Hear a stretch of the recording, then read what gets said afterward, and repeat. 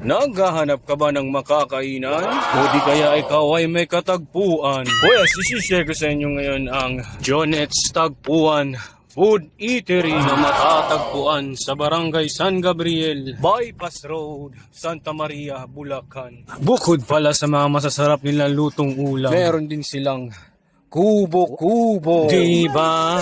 Boya. Ang good news pala ay nagpapa-order rin sila ng mga lutong ulam. Inihaw na bangus, pansit gisado, pork barbecue, pansit malabon, pork sisig, balinsyana, naluto ng isang kapangpangan. Diba?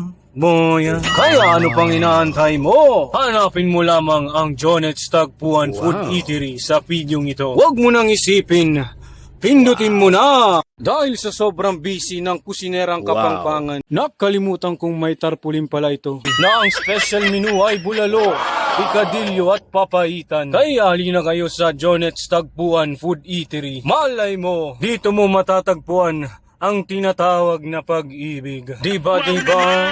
Boya? At eka, kung nagustuhan mo ang video ko, huwag mong kalimutang i-follow, mag-like, comment at i-share na din. Maraming salamat po. Diba, boya?